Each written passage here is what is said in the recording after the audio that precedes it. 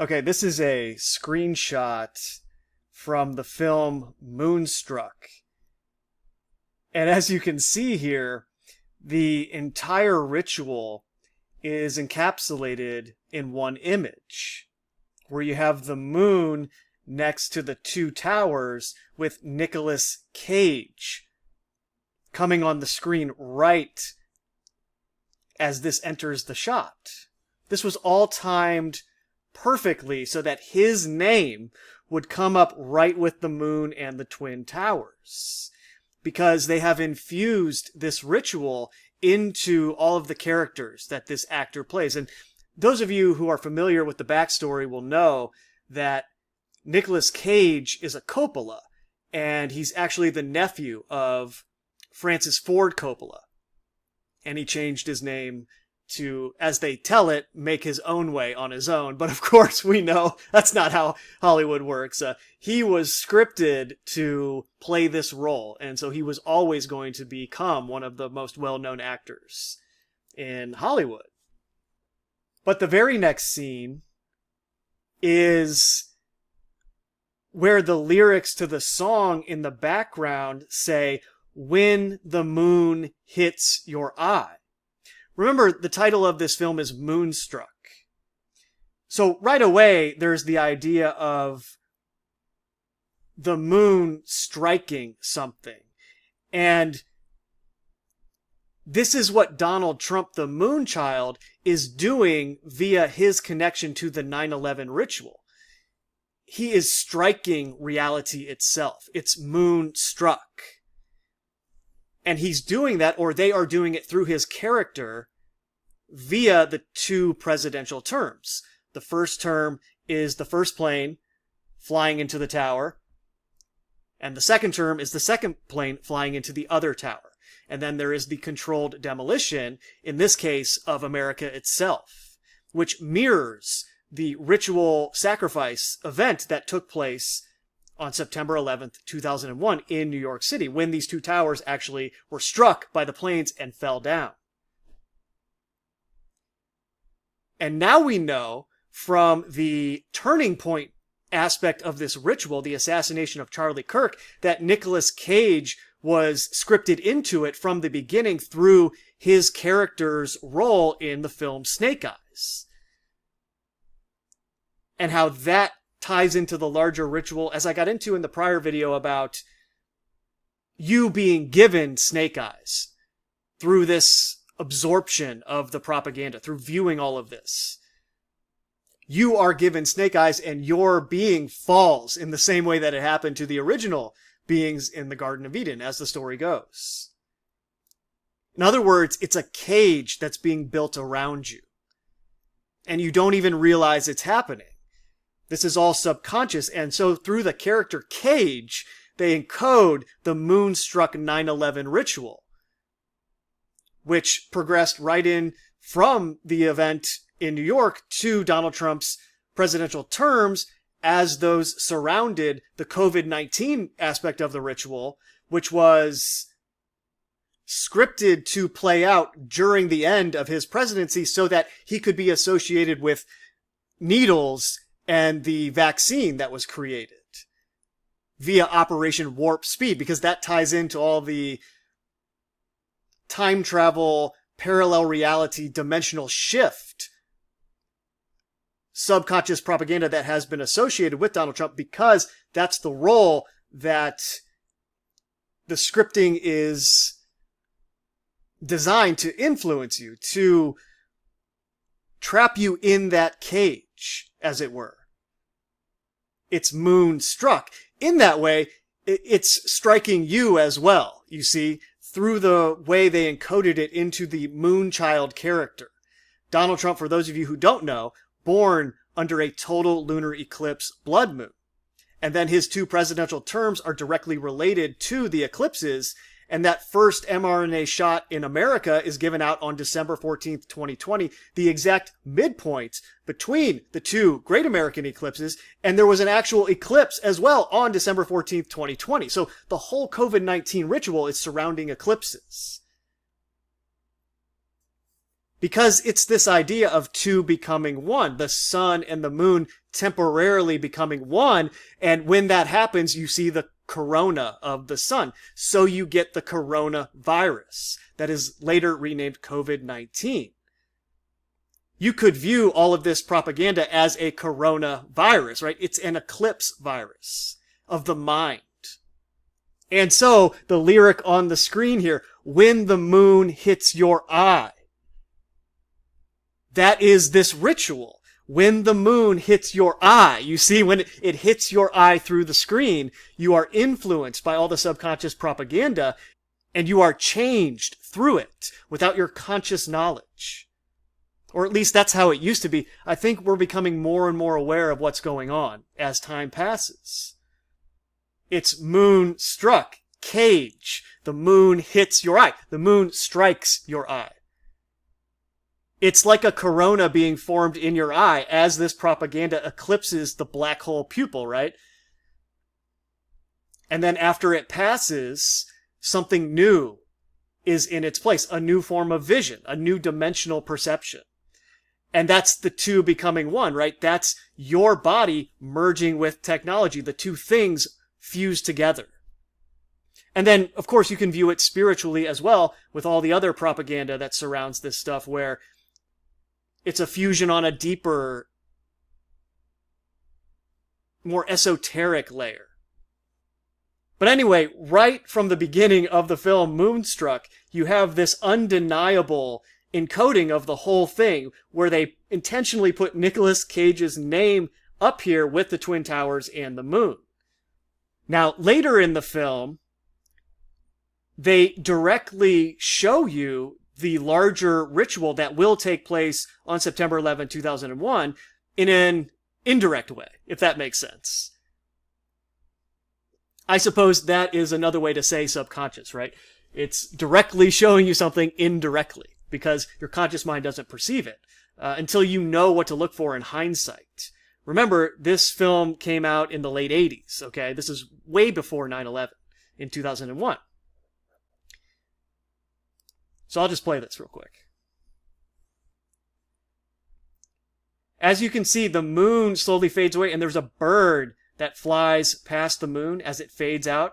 And then the sun is illuminating the Twin Towers as another bird, or maybe the same one, I don't know, but at least it seems like another one, as it comes back into the screen, flies across the Twin Towers, giving you the subconscious understanding that two planes will hit these two towers in this Moonchild ritual, Moonstruck.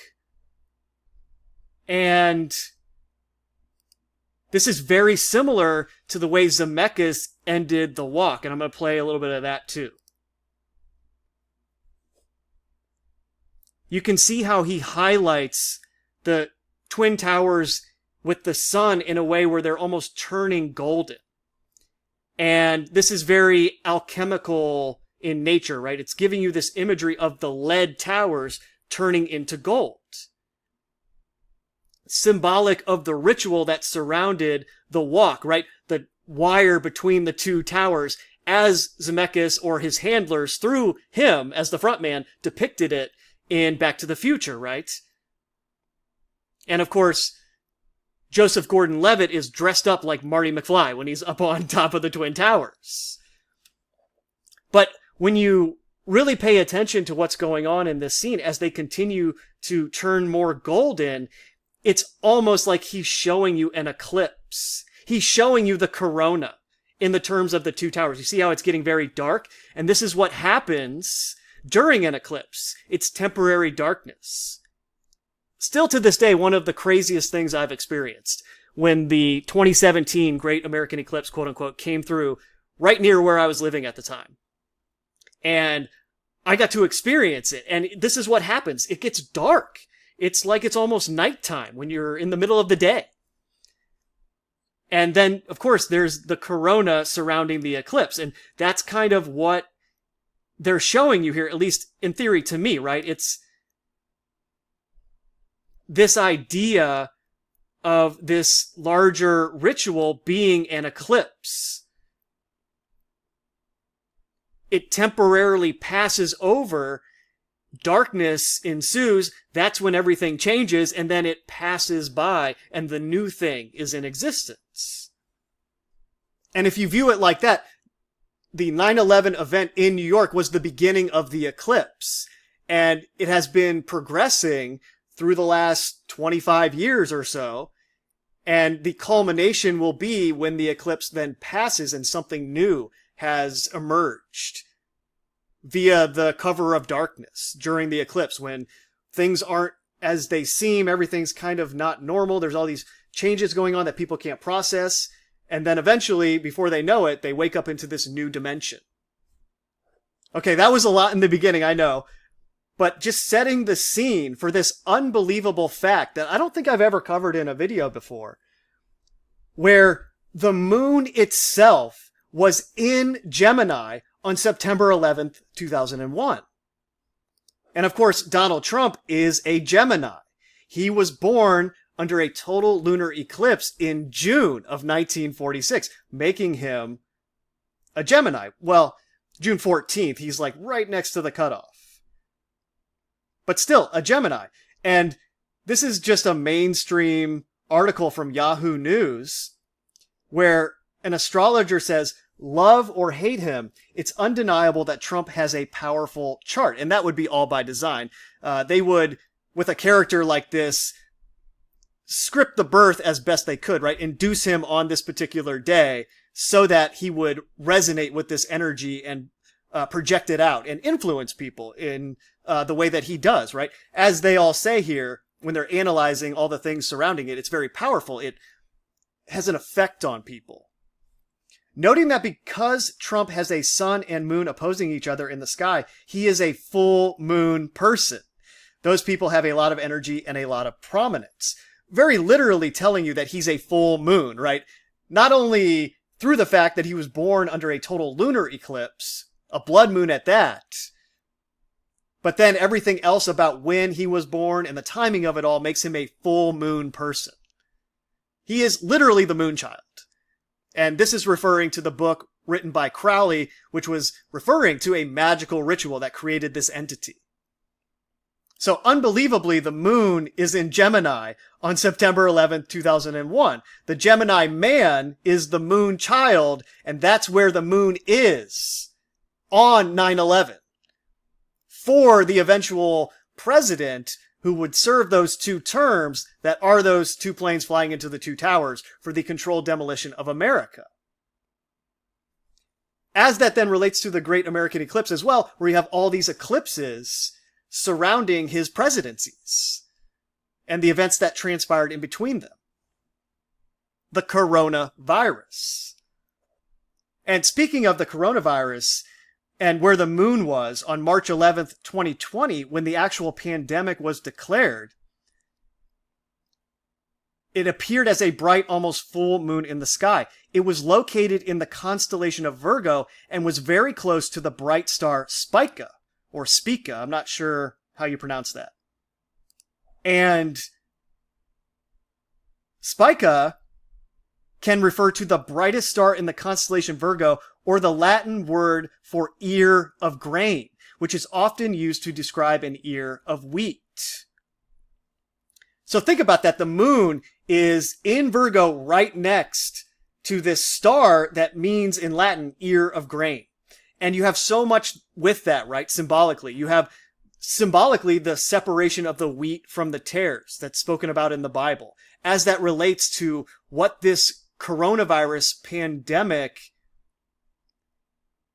was designed to create and how that played into the larger propaganda narratives.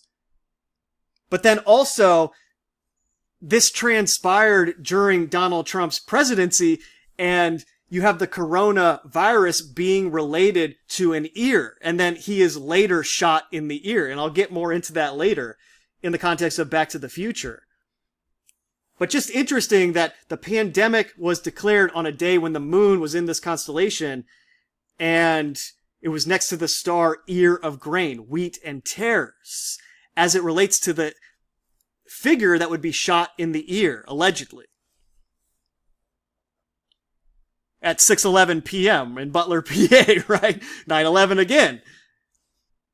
which of course, both presidential terms, he was elected into office in the early morning hours of dates that reduced to 9/11. And I just have this up here. I did a search on September 11th, 2094, where will the moon be? And I did this just to underscore how easy it is to know the positions of the stars. I mean, this is something that goes back to the most ancient of all the civilizations. Ancient structures, like the earthworks in the United States and the famous Giza Plateau and just everything that's going on in Egypt, these things were oriented with the stars, going way back into history. This is knowledge that has always been possessed, because if you think about it, I mean, that's what people were paying attention to at night, right? There was no entertainment in terms of what we have now to distract yourself. I mean, there was no electricity, right? So the stars were front and center. It was the attraction. Imagine being in that environment, all pristine, no technology, and you're just looking up at a bright, clear sky and all the stars. You can kind of do that in some places if you get away from cities, and it is an awe-inspiring experience every time. It never fails. But my point is, whatever entities are doing this, they know where everything's going to be, so it would be very easy with that much advanced knowledge to script things into it, to have everything play out in a way that was orchestrated with the stars, with the cosmic cycles, so that it was more effective as propaganda. It was more effective at moving people in ways they're not understanding, because they're not paying attention to it on this level. They're paying attention to it in the pop culture astrology meme way, right? Reading a horoscope, getting a birth chart read. And I'm not saying there's no legitimacy to those things in some respects, but that's not how these entities are using it, is my point. And then this is just a little note about the moon and the Twin Towers in post 9/11 media, where in the film The Time Machine, the 2002 remake of it, there originally was a scene where a chunk of the moon crashes into New York City. The scene had to be edited to remove the destruction of buildings that resembled the Twin Towers and to not evoke the attacks. And I think this was very intentionally written into the script, knowing that it would have to be taken out, because it shows you what the 9/11 ritual was. It was an actual time machine for the mind. That's what this ritual did. It was so big in scope and scale, and there was so much planning that went into it, that it rippled backwards and forwards in time after it happened. And it sends the mind in both of those directions based on its place within the larger ritual when you focus in on it. That's 2001: A Space Odyssey, right? It's this Odyssey that the mind goes on. But it's a time machine in a sense, which is why Back to the Future was encoded with it. And then the other interesting note is that Megalopolis was allegedly planned to take place shortly after 9/11, and then it was just coincidentally canceled and remade now as the empire is actually being destroyed, you know, in the terms of everything depicted in that film, as it relates to these themes. So this is the IMDb for Moonstruck, and you can see that it's very much a 9/11 movie because it's 1 hour and 42 minutes long. And Cher is giving a very Jesus on the cross, on the moon image here, right? It's not quite the hanged man pose. It's more evoking that idea, which is the larger ritual, right? It's co-opting that narrative and using it for some other means. And you can even see this in the Charlie Kirk ritual and its after effects, where there's all these stories about people seeking out Christianity more now because of what transpired.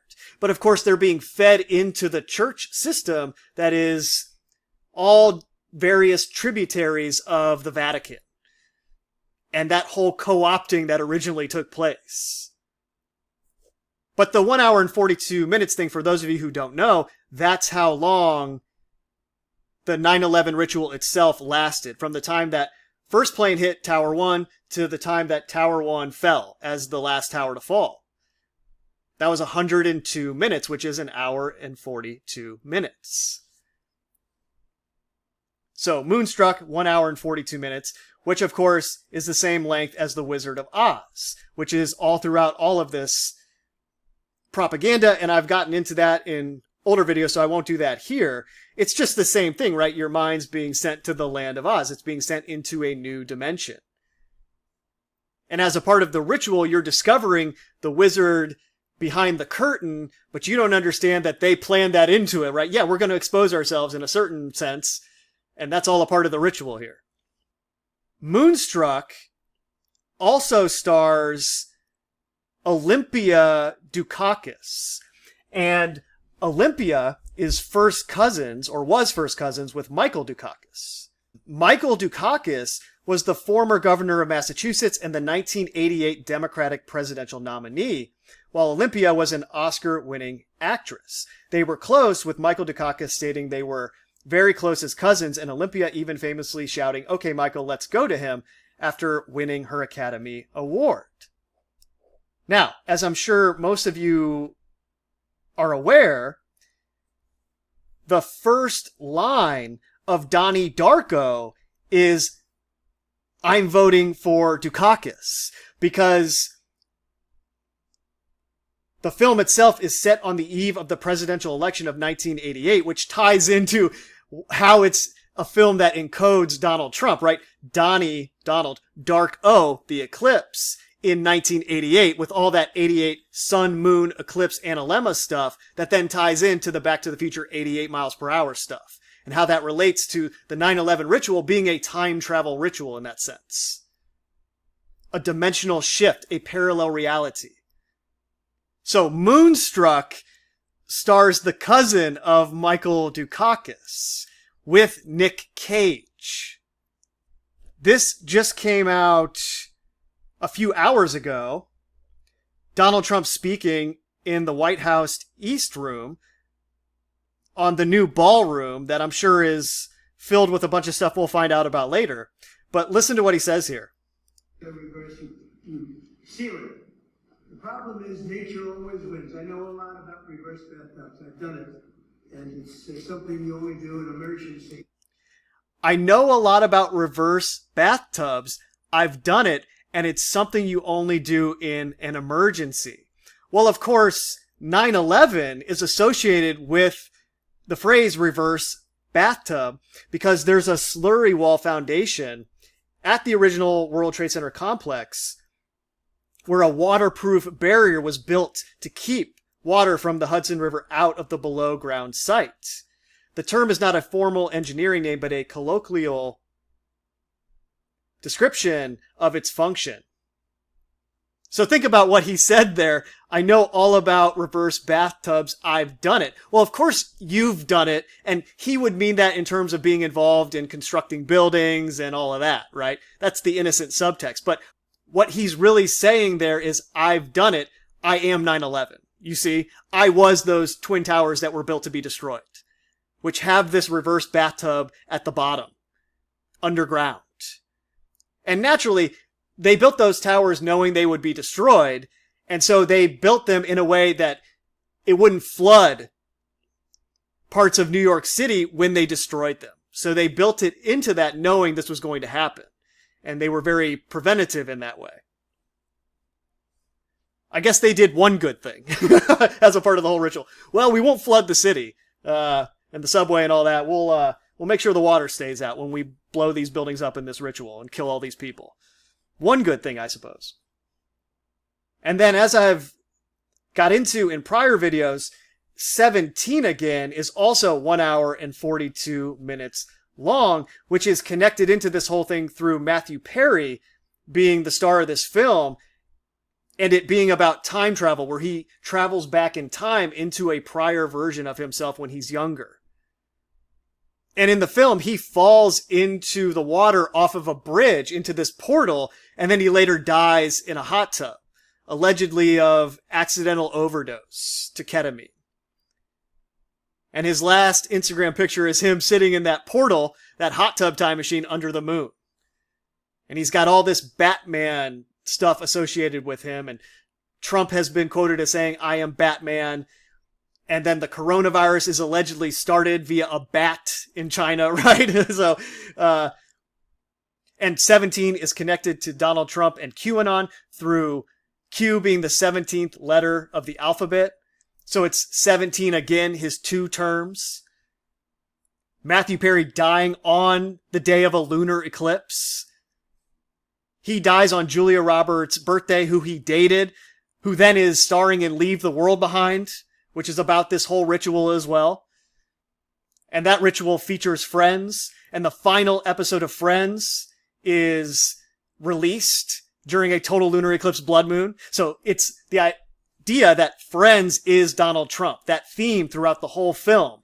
And she presses play on that last episode at the end of the film, which metaphorically is them pressing play on this propaganda as it relates to the controlled demolition of the United States of America. And then as a part of that, Michelle Trachtenberg dies allegedly from diabetes complications on 2/26/2025, right next to the total lunar eclipse blood moon in March on the 13th and the 14th. And there was all kinds of wild stuff that went on in that window of time related to all of this. But 2/26 is the same day as the original World Trade Center bombing. So she is in 17 again as well. They have an actual image of her behind a blood moon looking object. It makes it look like she's experiencing the total lunar eclipse blood moon. And then she later dies at 39 on 2/26 in New York City. So both her and Matthew Perry are in 17 again, and they both die under very suspicious circumstances in ways that tie directly into this larger ritual. Okay, as I'm sure all of you know, Donald Trump kind of rose to prominence in the collective mind through his reality television show, The Apprentice. And an entered apprentice is the first degree in Freemasonry, a symbolic rank where a new member or brother begins their journey of learning the fraternity's secrets and principles. This is to say that through this ritual, Donald Trump is symbolically infusing you with this energy of being the entered apprentice in terms of the larger ritual. He is initiating you into all of this stuff without you knowing it. And this is why there's so many channels and sites that were allowed to release a lot of this information about Donald Trump. But they didn't give you the correct context for it all. They were giving you the information so that you become initiated into it and then subsumed within it because you don't have the proper context for the larger ritual that's taking place. That's why the Back to the Future Predicts 9/11 video was allowed to go viral, and that's why other channels just like that are still around doing a similar thing. They are inducting you into what is being purposefully made public knowledge. And I don't mean that in terms of Freemasonry. That's just a term from Freemasonry. I'm talking about a larger scale ritual where your mind is being changed into something else entirely. And you don't even realize that's transpiring as you stare at these screens and consume all of this information. That's what they leave out, right? And of course, this ties in to what Marina Abramovich has said about Donald Trump being the magician to wake us up. Yes, from their perspective, that's what he's doing, right? He's waking you up, inducting you as an entered apprentice into these belief systems that they repackage as love and light, right? They repackage as an awakening of some kind, if you're not into that sort of stuff. They have different marketing for different personalities, depending on what you kind of go to. Maybe you're more of a math numbers person. Well, they have the fake gematria awakening for you. Maybe you're more religiously inclined in your past and you're more focused on like big picture spiritual ideas. Well, they have the new age stuff for you. On and on it goes. Trump is the best thing happened ever to us. That he is the magician of the highest order. That he is there in his irrational mind to create confusion in order that the human being can find new order. It's not so stupid thinking about this in that way. It's completely turning things upside down. There you go. Trump is the best thing that ever happened to us, according to her, right? He is the magician to wake us up. And that ties into MAGA being close to magi, magus, terms that are generally applied to sorcerers and people that are into this kind of thing. But also, in Hebrew, MAGA means contact. Okay? Now think about that. Donald Trump's movement literally means contact, or moonstruck. When the moon hits your eye. They are making contact with your eye through this ritual. And of course, Zemeckis makes the film Contact that encodes all of this in a different way. She, Arroway, Bowman, goes through the portal into another dimension. She makes contact with something else. And it all happens in her mind, you see. Her mind travels somewhere. In the reality that we perceive, the sphere just drops right on through. It was instantaneous for them. But she has 18 hours of recorded footage of something that her mind experienced. And that's us, you see. It's the time dilation that happens through these devices. In physical reality, I'm just sitting here recording this video, and other times I'm sitting here just looking at things on the internet, but something else is happening in my mind, you see? So MAGA is contact. That is this ritual. It's Back to the Future and Contact in that way. It's a time machine and contact. A new dimension in the mind. A new parallel reality. That will eventually be like the moon fusing with the sun, where a corona temporarily remains. Well, that's what's going to take place with your body and everything that's going on in this reality. The two become one. And then the fusion sticks. It doesn't separate. And speaking of Back to the Future, this is the character played by Flea, who's the basis for the Red Hot Chili Peppers, Douglas J. Needles. And you can see right away the D for Donald, J, his middle name, and then Needles. And Donald Trump is now associated with Needles through the coronavirus COVID-19 pandemic. These are quotes by Donald Trump. Everybody go get your shot. The vaccine is a great thing and people should take advantage of it. I would recommend it to my vaccine skeptic allies. Don't let the libs win when you promote vaccine skepticism. I recommend you take it. Once you get the vaccine, you get better. Take the vaccines. It is working. The vaccines do work. It's tremendously successful. I'm all in favor of the vaccine. People aren't dying when they take the vaccine. Donald J. Trump is Douglas J. Needles. You see, he's associated with this, and that goes back to Seattle and the Space Needle and COVID-19 in general, as that relates to 9/11, with Trump's family originally being from Seattle and it being the Emerald City and Oz. That whole tie-in.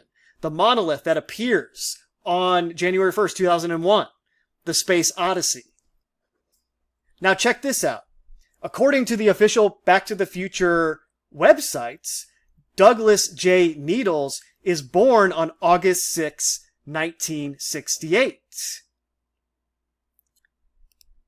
August 6, 1968 is the same day that construction of the original World Trade Center's North Tower began, with the placement of the first steel beams. So there you go, right? Douglas J. Needles, Donald J. Trump, born on the same day that construction began on the World Trade Center, on the Twin Towers. This is the scene from Back to the Future 2, where Marty McFly sees Needles in the future. And by the way, he's 47 years old in 2015, the year this is set. And so is Marty McFly, I believe. They're both 17. They go to school together, right, originally. And they're born in the same year. So they're both 47. And of course, Donald Trump is the 47th president of the United States. And because of what Needles does, "You're fired" comes out of all the fax machines. which, of course, is the catchphrase that made Donald Trump famous in terms of pop culture. On The Apprentice, his catchphrase was, "You're fired," when he would let somebody go from the competition. And at the end of this scene, Marty McFly puts the "You're fired" paper up to his face, and they have his hair looking very similar to Donald Trump's in this shot. And in the background is a self-portrait of Vincent van Gogh. And they even cut it off in a way where it kind of looks like Trump's hair as well. And of course, Van Gogh chopped his ear off. And then Donald Trump, as he's in the lead up to becoming the 47th president, allegedly gets shot in the ear. This is that actual self-portrait. You can see here that it's hopefully the same picture, where that's obviously the same hat, and then the face looks very similar. So they put this self-portrait of Van Gogh in the film in the context of "You're fired," Donald Trump, and the ear being cut off, or in Donald Trump's case, wounded. And Van Gogh also had this self-portrait after the ear is cut off. And after Donald Trump was shot, there were all these memes of him as Van Gogh in the self-portrait. This one's particularly hilarious. Hopefully you can see what's going on here. This is meme magic, very literally. And then getting back to the Nicolas Cage aspect of this, a commenter actually made me aware of this one. In the movie Con Air, which reminds me of the Air Jordan stuff and it being a con, right? This is a Con Air, an air con. Nicolas Cage plays Cameron Poe, a former Army Ranger trying to get home to his family, while John Malkovich plays Cyrus the Virus, the cunning criminal mastermind who hijacks the prison transport plane. Well, Donald Trump has been associated, obviously, with the coronavirus, based on everything I've gone into. So Cage is in opposition to that in this film. But also, Donald Trump has been associated with Cyrus now, where, based on recent events in Israel, he's earning comparisons to Cyrus the Great.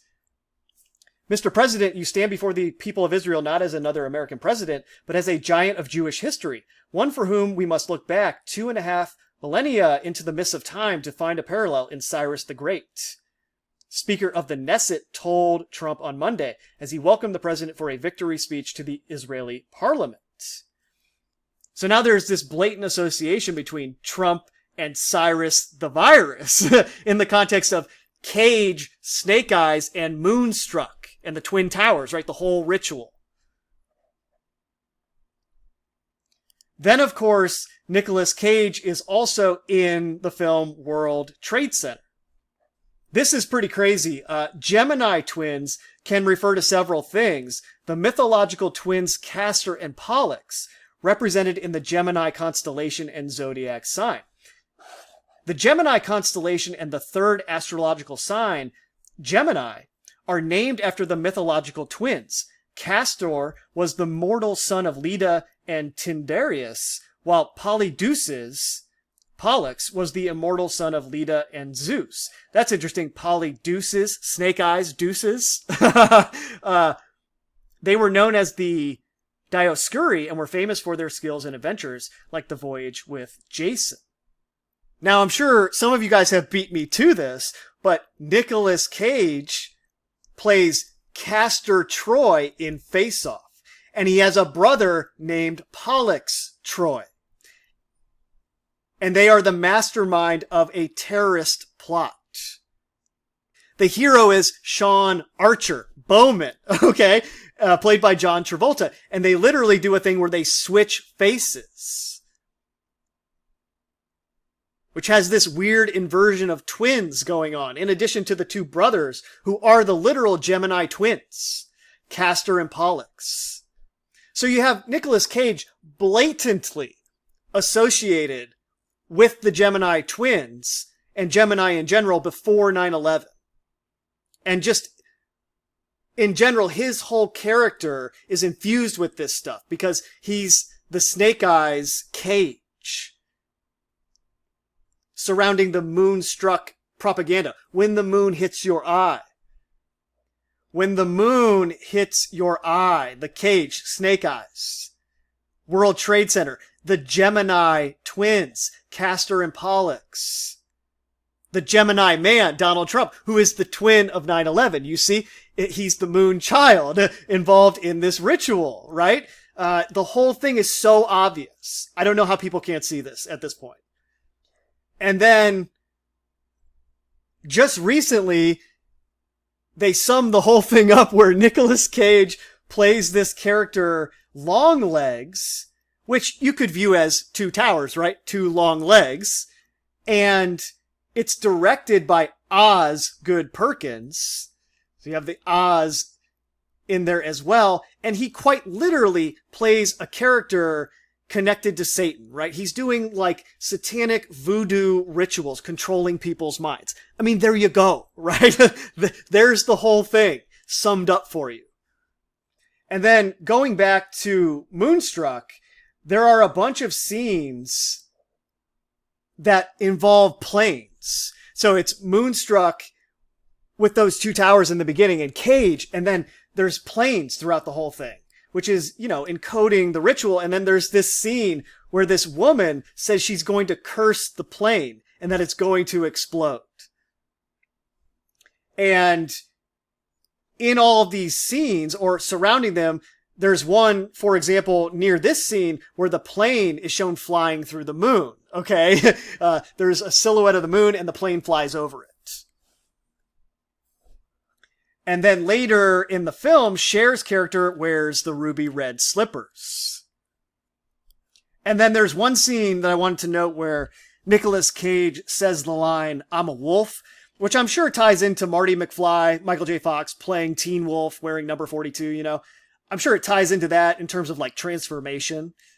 Because that's what's happening through these rituals, right? The moon is transforming you into something else. And so the werewolf lore is kind of perfect symbolic propaganda to infuse into this in some way, because that's what it's doing to you. And then in addition to the moon being in Gemini, the constellation, as this event unfolded, I also wanted to note again, because it's important, that Sirius was transiting the towers as they were struck and fell down. Like on that morning, Sirius was transiting directly above them.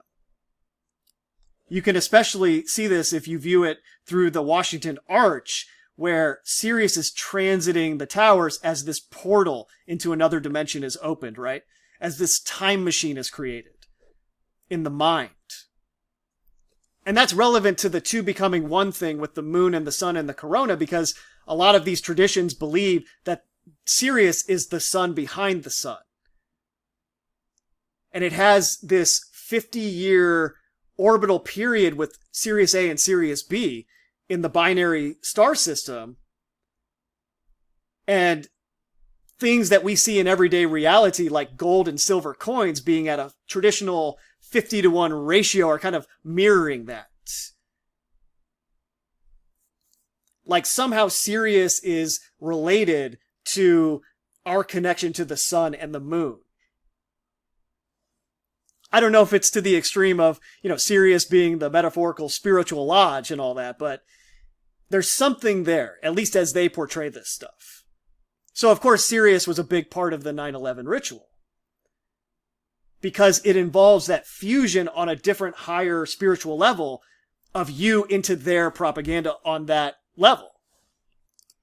And then finally, I just wanted to note a couple pictures of Robert Zemeckis. This is him at the Susan Rockefeller birthday bash in February of 2019. And you can see the Rockefellers here with somebody holding up a 191 or 9/11. This is somewhere that Robert Zemeckis is in attendance at.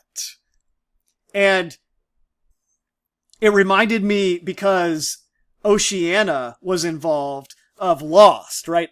Oceanic Flight 815 and the whole thing, and how that relates to what we are. That whole show was about us. I hope you understand. Us, the viewers, are lost. And what's the end of that show? Well, you get sent into another dimension, right? They show you this. They end up in a different parallel reality and they're sent off somewhere new. And you, the viewer, think it's something good. You think that they have won in some way. But that's just the inversion. That's the, the long legs angle. It comes to you as an angel of light. So I'm about to lose my voice, but man, I was cooking on this one. I'll end it there. Talk to you guys later. Peace.